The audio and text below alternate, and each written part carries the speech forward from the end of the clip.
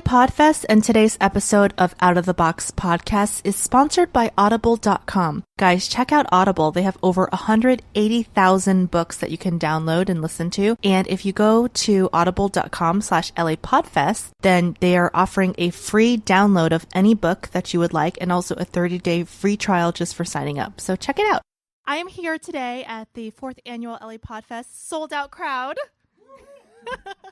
With special guests. Everyone, please put your hands together for the 2014 AVN Performer of the Year, Bonnie Rotten.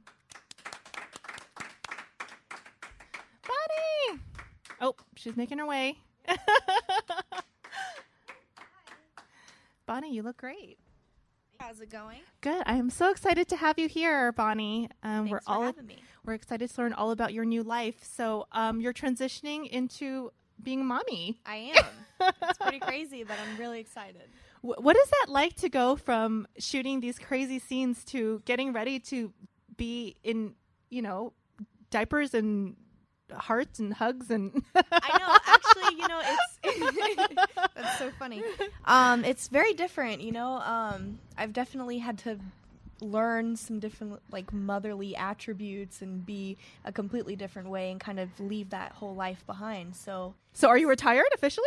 I'm retired from performing, but I still direct and I will still go on the road and do feature dancing. And you have your own company now? I do. That's awesome. Yep.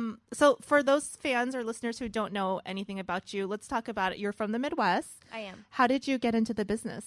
Well, I'm from Cincinnati, and everybody knows how Ohio is kind of, part of the Bible Belt. Okay, and, so that's totally the opposite of porn. Yeah, the opposite of porn. And I don't know, I was just kind of promiscuous when I was in high school and middle school, and I got into stripping when I was 18. But before that, I had started doing pinup modeling at car shows and different things like that, like in lingerie. So it was kind of a transition from light to very heavy, hardcore, okay, extreme that's things. A little different, yeah. So I got into dancing, and then I started doing fetish modeling, and then I moved right into hardcore porn.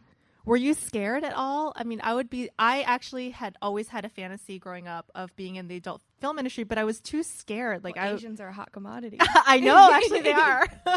I was too scared because I grew up with very conservative parents, and that was just my biggest fear that they would, whatever. So I chose stand up instead, which is basically they're just as disappointed, right?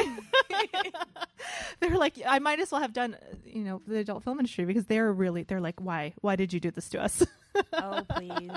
I think they would be a little more scared if they're you were a porn star. Pretty disappointed, but you weren't scared to take that leap? I mean, I would be. No, I wasn't really scared. I was more nervous about doing it correctly. I wanted to be the best right away. So that was kind of I was nervous because I wanted to do an awesome job and I didn't want to be a failure at doing porn. Okay. What a weird thing to be scared of, I know. But I wasn't really so much afraid of having sex on camera or fucking on film or anything like that. I just wanted to be awesome at it. So you wanted to be, you're like, I'm picking this one thing, but I'm going to be the best. Yeah. And you did, because you were Performer of the Year and you're one of the top, you're the first, what is considered alt girl. What does that mean? I've heard that title. I don't really consider myself an alt girl, but if you want to use the genre alt girl, you would describe it as. Is it because you have a tattoos? Girl. Okay. Yeah. Okay. Yeah, basically. Because I know that's a big thing. People were saying, Bonnie, she's one of the big alt girls. She's one of the big alt girls. I'm like, what does that mean? You know what suicide girls are? I don't. Okay, well, I think of an alt girl as having piercings and colored hair and tattoos and kind of an alternative style. I don't really have any of that stuff. I just have tattoos. So I kind of wanted to go with the brand of being a pretty girl that has tattoos. Okay. Yeah. Is that against what's considered the mainstream in the adult film industry? It is. It was very difficult at first because a lot of companies, when I went to them, they weren't shooting tattooed girls. So they would say to me, I don't really know what I'm going to do with you. What are we supposed to cast you in? You're covered in tattoos. You have spider webs on your tits. We have these other big tit blonde girls that are doing this thing over here. You don't really fit our criteria. But once I started performing and, putting in 150%, people were making me that one girl that they put in every single movie, regardless of what it was. So there's actually even negative stereotypes and negative, not stereotypes, but different pigeonholes that people can put you in, even in the adult film industry. Absolutely. Because it's one of the most stereotypical industries that there could be. So what type of stereotypes that maybe the average person who doesn't know about the adult film industry can you shed light on? It honestly comes in waves. Like, you know, from like 80s to 2000, it was all about blonde hair, big boobs, big, you know, very slim athletic figures. Now it's kind of transitioned into like the young girl look. So a lot of like girls that look like they're 18 years old with no plastic surgery at all are kind of what everybody's searching out for. So everyone wants underage girls. Pretty much. That scares me. Pretty much. Okay, should we be scared as a society? I don't know. I think so. There's also other negative stereotypes. I have a lot of friends in the adult film industry, so I know that these are not true. But there's stereotypes that girls in the industry are drug addicts, that they have daddy issues. Some of them do. Okay. I think a lot of people don't take it seriously as a business. And it seems like you came into it saying, hey, this is a business. I want to do really well at it. I'm going to be the best at what I can be. Absolutely. And are there other girls out there that are just doing it for those other reasons? There are, you know, it's few and far between. There's a lot more girls that are like me than there aren't. So there's a lot of girls that, you know, come into the business, don't really know what they're getting into, and then kind of fall into the drugs and the issues that you're talking about. But then there's a lot of girls that come into it and kind of have a clear mind of the fact that they want to make money, they want to make a name for themselves, and they want to get famous and maybe become an actress or something, you know, whatever. But some girls, like this next Sasha Grey or whatever. Right. Yeah. So it can go both ways, but a lot really want to be career minded. Okay, a couple myths debusted. Is it true that some of the cum shots are pina colada mix? Only in pictures. Okay. It's an educational podcast. Sometimes, actually not all the time. You know, sometimes they are the real cum shots, and sometimes it's pina colada mix. But most of the time we use Cetaphil. Okay, see, that's why the girls are like, it's so delicious. It just tastes so good.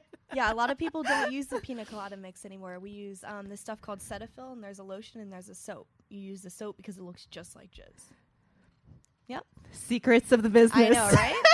I'm sorry, I'm running it for everybody. No, I want to know these things, right?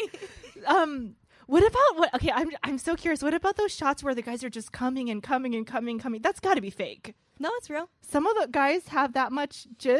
I think like a lot of them, there's special pills that you can actually take that give you more of a sperm count. Okay, because I've seen some of where it's just like going and going and going. I'm like, okay, there's got to be like a body double like, is it or over like a yet? pump. Like, come on. I'm kind of getting Believe disgusted. me, some of us are down there like, is it over yet? Like, okay, so it's not always. I just heard that it was pina colada mixture. So Cetaphil. Any also. There's a lot of prep.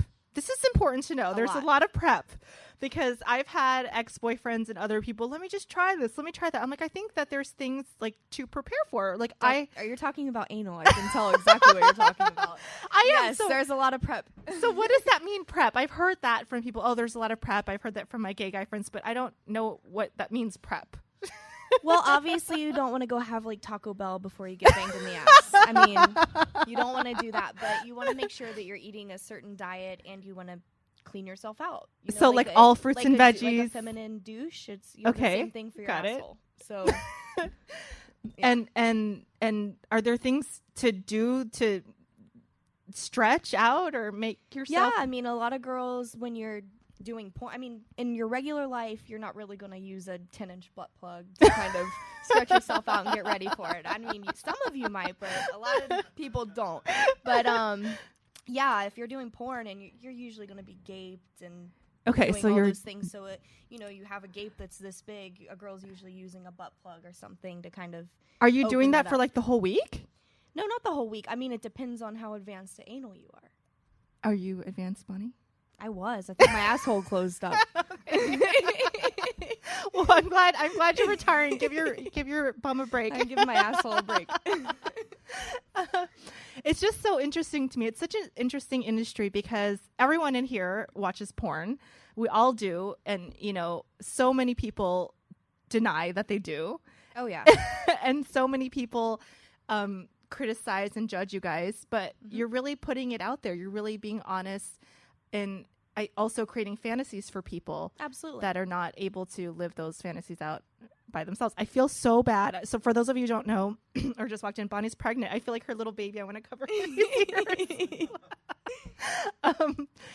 Because innocent little baby. Are you scared about that? Are you worried that your child will learn what you did for a living and be judgmental? Or how are you going to address that? Because that's a very big issue. And, you know, I have no judgments against you at all. I applaud you for your courage. But are you worried about that? Absolutely, I'm worried about it. I mean, me and my husband have talked about it, and it's something that we're not going to hide from her. We're obviously not going to be, like, doing porn or anything at home or bringing that around her. Nothing like that. But obviously, when she gets to a certain age and it needs to be brought up, we're going to find a way to make it a comfortable conversation. Because I would rather her find out from me than go to school and figure it out. Or have friends teasing her or whatever. Yeah. What if your daughter said, Mom, I want to be in the adult film industry? I mean, I don't think her dad would like that very much. But I think he would put a stop to that before I could even say anything. But I mean, I would definitely encourage her to do something else and kind of tell her my experience that I had in it. Not all experiences are going to be great. So she has a really, large chance of not having a happy experience or benefiting from it the way that I did. But you've had so much success in the industry. You're one of the top girls. Are you a Spiegler girl? Yeah. You're a Spiegler girl. That's like the name brand. I still am. You're right. You have this name brand as being one of the number one alt girls, 2014 Performer of the Year. That's a lot of success. What are the negative experiences? I mean, I didn't really have to go through those negative experiences, but probably 50% of girls do. You have to, you run into directors that want extra things from you when they're not shooting camera. There's the potential of getting a sexually transmitted disease. There's a lot of different negatives to the industry that you can experience. So I think I was very lucky and very fortunate to be able to find someone and kind of leave the industry because I didn't have to experience a lot of the bullshit. So is that why you're leaving, because you're starting a family? Yeah. Yeah. But you're still directing. Yes. I love the adult industry. I just, it's not something that I want to continue with because when I fell in love, it wasn't the same for me. When me and him met, I went to set once. And you're talking about your husband, Dennis. Yeah. I'm sorry, I just got tongue-tied. When we met, I went to set once, and it was kind of, I called him from the bathroom and was like, this is so awkward, I just can't even do it. And from that day, he told me, he's like, if you don't want to do it anymore, don't do it. And I'm like, well, I kind of want you to tell me not to do it because this is a huge decision in my life. And he's like, I'm not going to tell you not to do it. He's like, if it's something you want to do and it's something you want to continue doing it. So it was kind of a very difficult battle that I went through with myself because it was something that I put my heart and soul into since I was 18 years old. So before you met Dennis and you were dating other guys, it never was an issue to have sex with other men and other women? No. What do you think? Why do you think that is? I don't know. I don't ever think like I was really in love with anybody until I met him. Aw, that's so sweet. That makes me happy. That makes me flutter inside. There's still hope for someone. So being a public figure, that's a big deal. It was a very difficult thing because I've had a lot of friends that have been in the industry that have told me, it's not the same for me. It's not the same. And I was just loving it. Like, what does that mean? It's not the same. Like they had met guys and they had been on dates or they found someone they fell in love with and they'd go to work and they'd just not want to do it anymore. Uh-huh. And I'm like, I don't understand how you can be like all in one day and then the next day you're not. And then Cupid hit you in the head. And then it hit me. And I was like, wow, okay, I guess I do understand it. So you immediately left or you were still contracted to do gigs? I had a couple of shoots left that were like girl, and I finished those out for my production company and then I was done. And then we tried to get pregnant and then 3 weeks later I was pregnant. Well, you're an expert. Yeah. You knew what you were doing. I guess so. So as a female director, this is a very big deal because most of the directors in the industry are male, correct? Right. But there seems to be an issue with with pornography and in that a lot of they try to make female pornography and it comes off as too lovey-dovey, right? Yeah. And so I haven't seen any of the films you've directed, only the films you've started. What is your take on it? How are you going to bring about a different viewpoint going forward? I don't really work so hard to cater to that. I just kind of the stuff that I did and the stuff that I enjoyed shooting, I try to kind of replicate that in my films. So I like girls that are crazy and sloppy and fun and dirty. So if a woman, I mean, I have a lot of woman fans and a lot of couples that are fans of mine. So if they're fans of mine, then they're probably going to be a fan of my product. So you're not trying to make your product cater towards women No. or cater towards No, I'm just whatever turns you on. Crazy porn. Yeah. And whoever wants to pick it up can pick it up. So you're dancing, Mm-hmm. right? And you are modeling and still doing that. Yeah. What about the stereotype that the porn industry is dying? It has died in some ways. I mean, the sales and the money revenue on the industry isn't as great as it used to be, but I still believe porn is very much alive. It's just, I think social media has had a huge part in killing the industry. Because people can get stuff for free. People can get stuff for free. Like, okay, say you're on a Twitter feed and you know what a GIF is, right? Yes. Okay. So I don't know if those are just like porn things or what it is, but there's GIFs. kitty GIFs too. Okay, I look at a lot of pet GIFs. So, you'll see 10, 15 GIFs that are like 30-second clips of porn. People can just get on Twitter that is free, create whatever account they want, and see all this free porn of all their different favorite girls doing all their different things that they're doing. So why, like, most guys can jack off in like 2 minutes. Why do they need to go buy a 25? Silence. I know. And that's not an insult. I'm just saying, like, it doesn't take that much, so guys could just watch that same clip over and over and over and over again and not even have to go spend $25 on a DVD. Or go rent a DVD, or go buy a membership, or anything like that. I don't know. Can you rent DVDs anymore? You can. Are there websites? No, they're like DVD stores. Okay. Yeah. I was like, can you do that? Yeah, Is there like a Netflix for porn? Adult Blockbuster. Yeah. Is there a Netflix for porn? No, not really. I mean, there's just like adult sites that are VOD that have different, catering. Okay, hubby, write that like idea down. We're gonna do the Netflix for porn and be billionaires. That'd be awesome. Unlimited porn. Unlimited porn, $9 a month, and then we'll give Bonnie residuals. Write that down. I'm not kidding. So I want to go back a little bit to your beginnings because, 18 is very young. Mm-hmm. You're still very young. You're 23? 22. 22. That's, very, very young. You still have your whole life ahead of you. Now, were you raised with your parents? Are your parents against you being in the business? I actually grew up with my grandparents, and it's funny because my grandma, do you know Eddie Ift? I do know Eddie Ift. Okay, my grandma's been on his podcast a couple times. Okay. And we call her the original Rotten because she was crazy when she was young, and, her viewpoint was always that women have bodies and women are beautiful to kind of use it for something. And if you have the ability to use it, use it. And if you're going to be smart and safe about it, why not? So your grandparents were totally supportive of you being in the industry. They weren't like, yeah, I'm so glad you did porn, but they're happy that I did it in a way that benefited me and I could save money and I could do something for myself. That's really really a lot awesome. of people from home are on heroin and have 5 kids and just crazy. So they're very happy to see that. That's very interesting. And are they in any crazy industry or they're just... No. My grandma's a stripper. No, I'm just kidding. You said she was the original Rotten. No crazy industry. But yeah, it's pretty cool that they don't judge me on that or anything. That is really cool. So you're like the diamond in the rough. I've never, you had no hurdles in the industry. You've been very blessed. Yeah, very.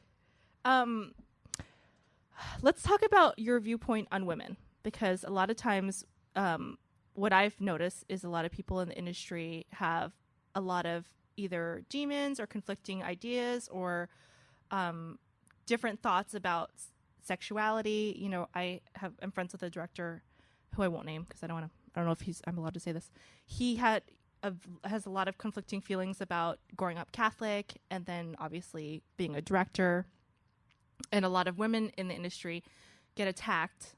I'm sure you've gotten hate mail or whatever. I got told I was going to get shot in the head today. Today? Yeah. What happened? Some psycho on Twitter they were actually talking about porn, and they wanted to see like this hardcore lesbian porn. And they were mad at me and another director because we haven't done what he said for us to do. So What is considered hardcore lesbian porn? It was just nothing. He didn't have any description or any labeling or anything. He just said, I want to see hardcore lesbian porn, and you're a piece of shit because you haven't made it. And I'm going to shoot you in the head? Yeah, basically. Yeah. How often do you get threats? Not that often. That one was pretty like bizarre to me, actually. But you know, do you get hate mail or? I get a lot of haters, not like hate mail to my house or anything like that. Like like Twitter haters. And stuff. For sure. Like you're a whore, blah, blah, blah. Totally. Okay. All the time. That's normal. I get that. It's whatever. It's just a part of it, I guess. My mom tweeting at me. Thanks, it's like Mom. someone saying hi. I hate you. You're a whore. Cool. So what do you feel that you're a role model for women? Like, do you feel when you're out there representing, because, you know, I've seen everything, the gamut. I've seen girls who have daddy issues, like you said, and I've seen girls who are all about free love and peace and love, and they're just sharing their bodies, and they feel like they're being a feminist by sharing their body. And then I've seen, you know, girls that are coaxed into it and drug addicts and other things like that. Right. How do you feel as a woman, you know, obviously you're retiring now, but using your body and using your also your mind, because you're a business woman. Mm-hmm. Do you feel that you're a role model? Are you worried about what you're putting out there as a woman? I mean, it's hard to use the word role model because, like you said, the thing about my daughter, I wouldn't want her and her friends to grow up to aspire to be me, you know? So I would have to say if someone was going against an adversity or was having a hard time and was already participating in those, you know, activities and doing that kind of thing, I would hope to be a positive influence on them to kind of be like, okay, well, you know, I am a sexual person, I am a stripper, I am this kind of person. There's no shame in being this way if, you know, there's other people out there that are enjoying it as long as I'm safe about it. Do you think pornography is a feminist thing? I think it can be. I think a lot of people look at it as a degrading thing. And yeah, think that a lot of women are victimized in porn. I've had guy friends, well, how can, you know, this girl's having 10 guys come in her face? Like, how is she a feminist? You know, and the girl's letting the 10 guys come on her face. That's how she's a feminist. No, I understand. This was a guy who was like arguing with me. He's totally. like, how is she a feminist? Just trash. I'm like, yeah, I hear that all the time too. Like, how do you think you're a role model for anyone? You take dicks up your ass. And I'm like, actually, I did take dicks up my ass. I don't anymore. But you're like, and there's a lot of prep. Yeah. But I will tell you, like I was saying, like, you know, I'm allowing myself to be in this position. I'm allowing myself to be out there for other people's enjoyment, and I'm reaping the benefit of it.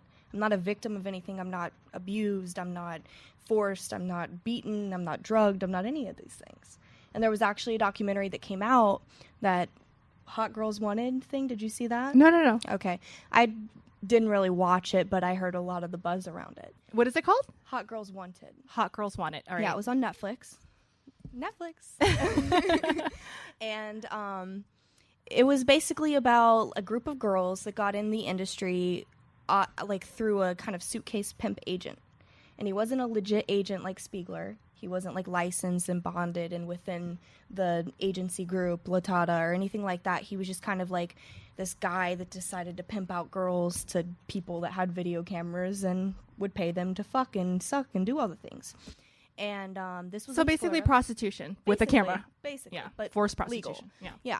So these girls, you know, he posted ads on Craigslist and was like, hey, do you want to come down to Florida and start in a porn career? And they, you know, see us doing porn and they think, oh, okay, it's going to lead to something like that. I'm going to have fame. I'm going to make money. I'm going to do all these positive things for myself. So why not? So these 18-year-old girls kind of got linked up with this guy and they go down to Florida and they just start doing weird porn where they're, you know, banging old dudes in hotel rooms with cameras. And that's not the industry. That's like a weird amateur other side of the industry. That's the dark side that people think of when they think of the porn industry. Mm-hmm. They think of human trafficking. They think of girls being violated. But these girls were still willingly doing it. Yes. They could go home at any time. They could leave, they could do whatever, but this guy kept telling them, like, hey, you know, this is going to lead to this career, and kept steering them in the wrong direction. So these girls were doing this stuff, and they were very, very lost.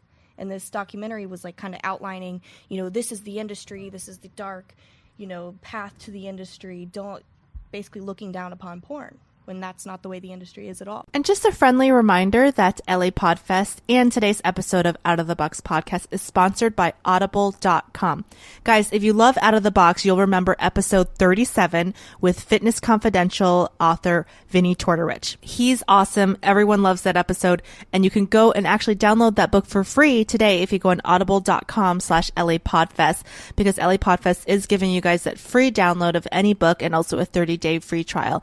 And you can listen to that book and go and listen to episode 37 of Out of the Box podcast, and you'll know more of what we're talking about, because Vinny talks all about on the episode how he got that book published and how he had such an amazing experience with Audible. So check it out, audible.com/LA Podfest to get that free download. The industry is pretty regulated because there's a lot of money involved, right? You have to get tested every 10 days. Every 10 days.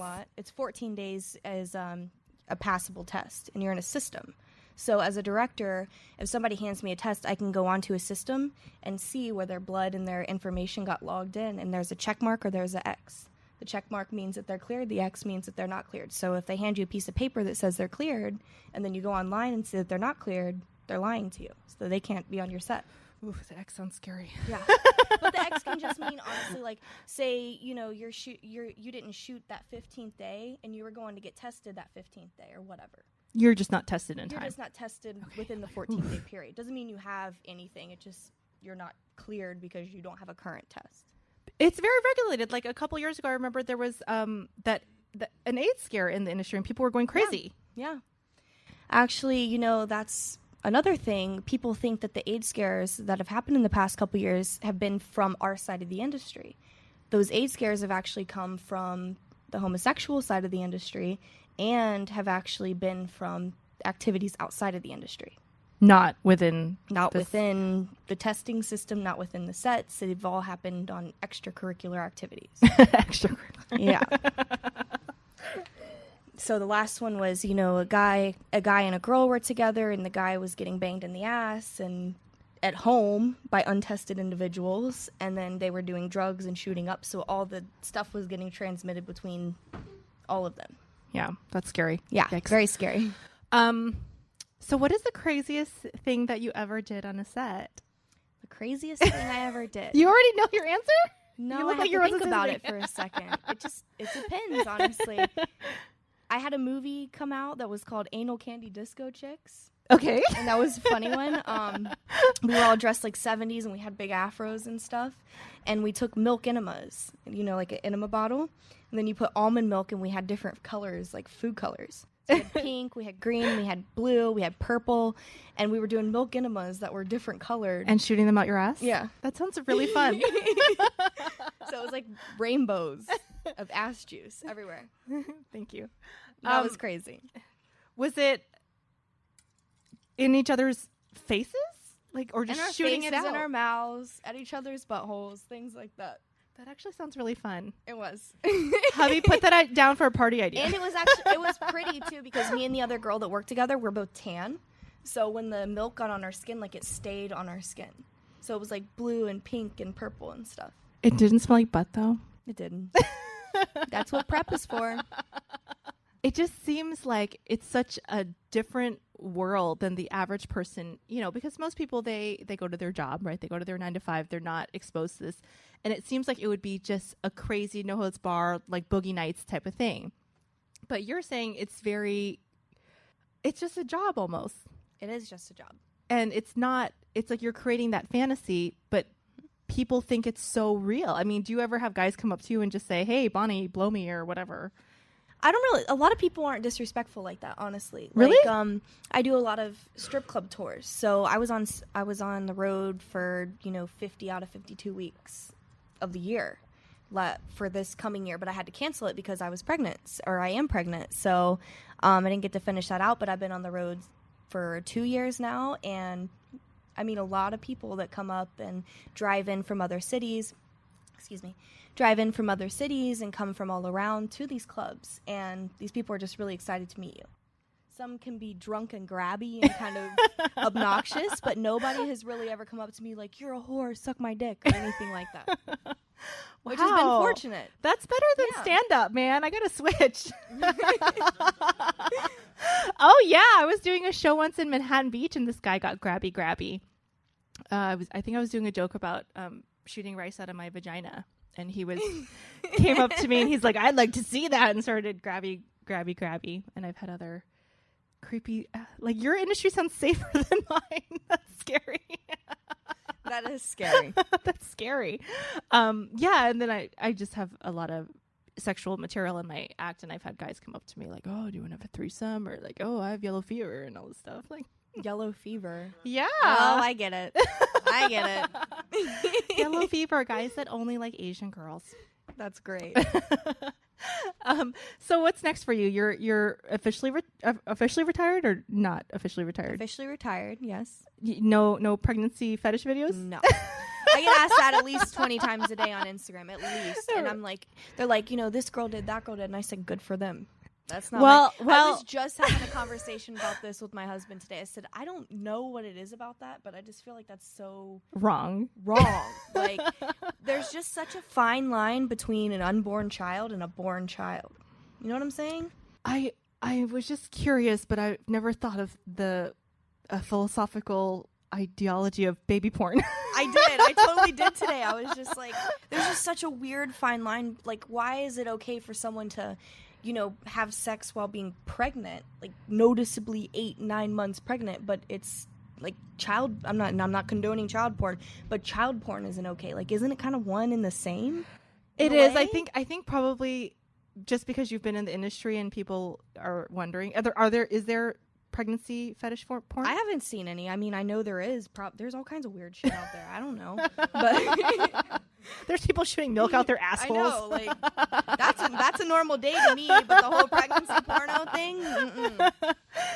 Well, the only good maybe it's because I'm pregnant, though. Like, maybe that's you have why your I mommy feel, like, hormones. Yeah. The only thing that I could say about it is you could do it once, and then if your daughter ever wants to do it, you can be like, you already did it, honey. You already did it. It's done with. You're not allowed to do it anymore. You did it, and you didn't become a star. Yeah, you weren't that good. You weren't that good, honey. So you have your company, and you're going to be directing anything upcoming, or? I'm taking a break for a couple months, and then I'll start doing it after the baby comes, like, springtime again. And then you're kind of a housewife. Yeah. The housewives of, are you in? I'm in the valley. In the valley, housewives, of course. Housewives of the valley. Perfect. Housewives of Woodland Hills. Now you also smoke. I used to smoke weed. Yeah. Are you done with the baby? Well, I mean, I'm gonna breastfeed, so I don't want to smoke weed because, like, if you drink something, you can actually pump and then test the milk and see if there's still alcohol in the milk. Can you test the breast milk for THC? I don't think so. So that's why I wouldn't do it. Oh, you're such a good girl now. What happened to Rotten? What happened to Bonnie Rotten? I don't know. I just think when there's a baby involved that can't have a say, that shouldn't be corrupted. You are the most responsible porn star I've ever met in my life. Thank you.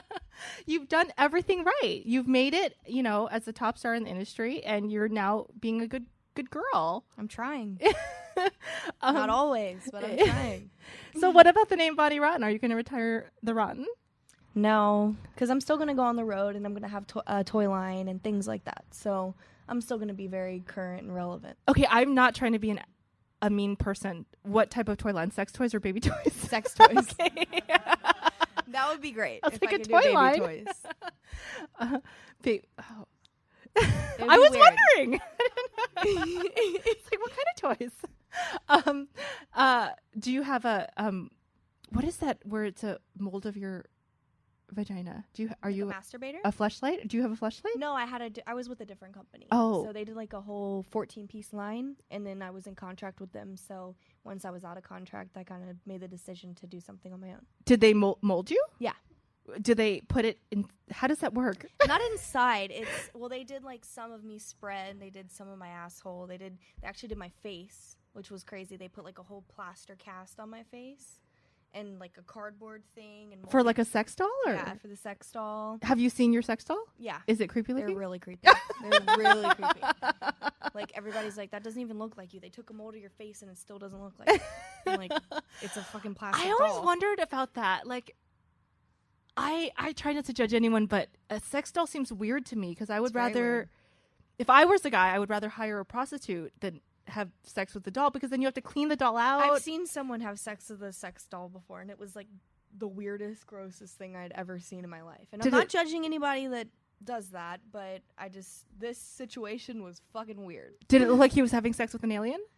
I don't know what it looked like. It looked like someone fucking something that was dead. It was weird. So necrophiliacs are into sex. Hair was all messed up, lipstick all over the place, Vaseline all over. It was ugh. Who was the sex doll of?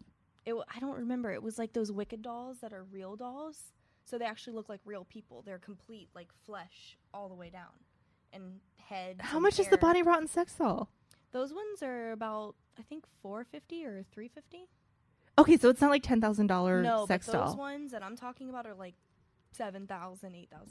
And it looks like a person. Yeah, a dead person. They're like malleable. You can fold them into any way and like bang them any way. Like they're crazy. And is it warm, or I don't know. Does it feel like it? I didn't fuck it. You think I'm going next to that thing after that happened to it? No way. Well, why were you watching this happen? Wrong place, wrong time. So it had nothing to do with the porn set. You were just walked in on like your brother-in-law having sex with the sex doll. Wait, now I want to know, what is you don't have to give the name of the person. What is wrong place, wrong time sex doll? There was a party going on. I walk in a room. There's someone banging a sex doll. I walk out of the room. I leave. Later. It's funny that you saw this and it had nothing to do with a porn set. Yeah. Yeah. Poor me.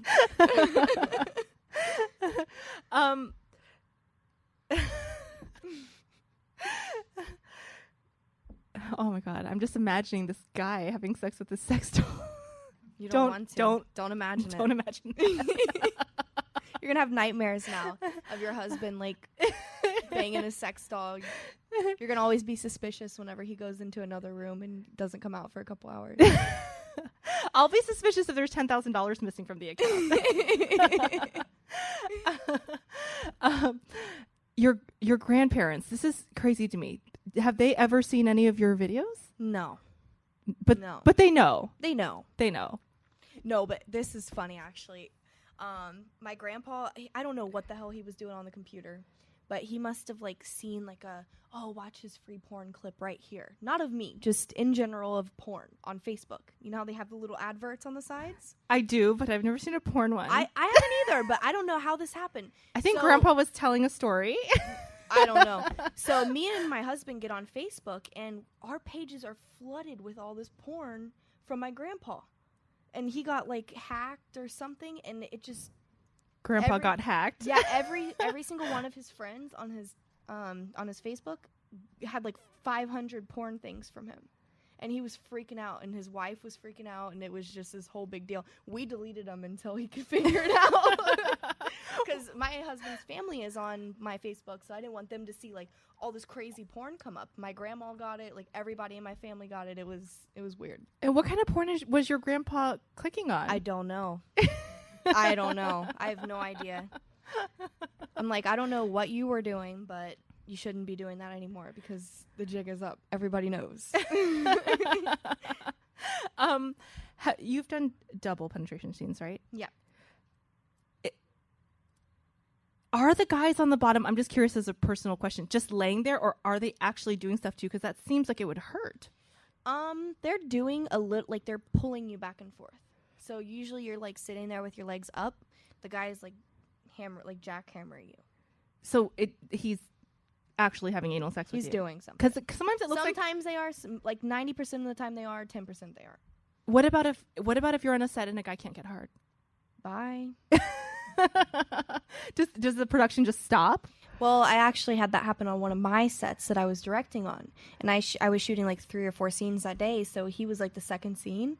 And the third guy was there and the third girl was there. So I was just like, we're going to have to skip over you, come on with the third scene. We went to the third scene. We went to the fourth scene. He still wasn't hard. It seems like there's a lot more pressure on the guys. There is. Because the guys make it happen. I mean, a girl can be really, really fucking terrible at doing porn, but the guy can be great and he can get a good scene out of her. Because you have to be erect all the time, right? You have to be erect. You have to have personality. You have to be a passionate performer. So you have to come on command. Yeah. If you have all those things, then you can pull that out of the girl that you're working with. Or the girl can just lay there, right? Yeah, but there's some guys that I have in mind that I'm talking about that are just kind of crazy performers. So any girl that just lays there, they don't let lay there. Like, are you talking about people like Rocco and stuff like that? Rocco, yeah. Manuel, things like that. Yeah. Yep. Well, we have a Q&A section. I don't know if anyone wants to ask any sex ed questions for Bonnie. We have an expert here. I think I had asked for a mic. Is there a mic? Yeah, right here. All of your wildest sex questions. Anyone?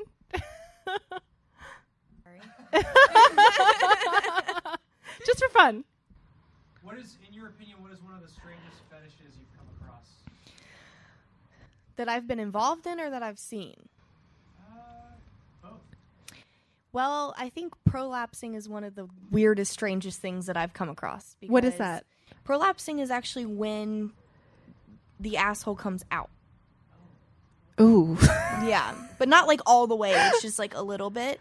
And there's a lot of guys and directors that are very into it. So, like they get turned on by it? Very much. And there's a lot of people out there that actually love it.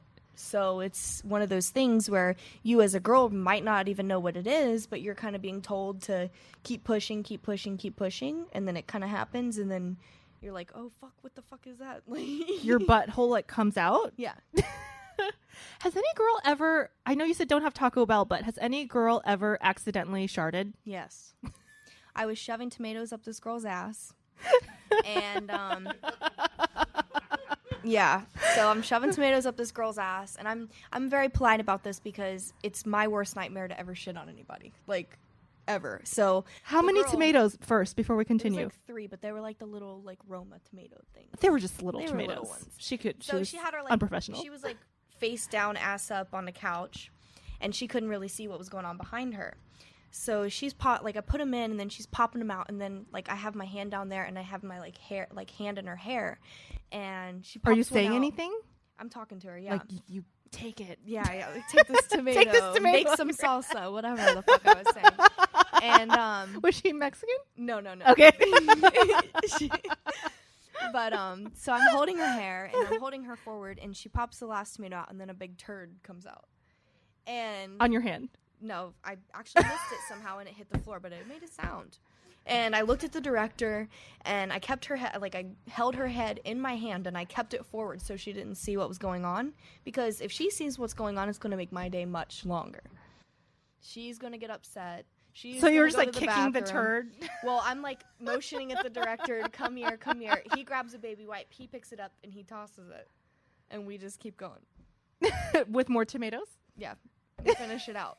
So everything was good from there, but it's kind of like, like the guy, he has to keep hard, he has to keep going. Well, a girl needs to be very much into the scene, especially the kind of stuff we were doing. So if she would have seen that turd came out of her, she would have went to the bathroom, she would have went to go clean herself out and prepare even more, and then it would have been another hour on my day. So I didn't want her to be like, oh my God, I just did that, I'm so sorry, because you get out of your element. You get fucked up by that. When you're like, shitting on tomatoes. Yeah, totally. You're like, you get really embarrassed, and you're kind of out of it from there on. So I kept her head forward and kept on going.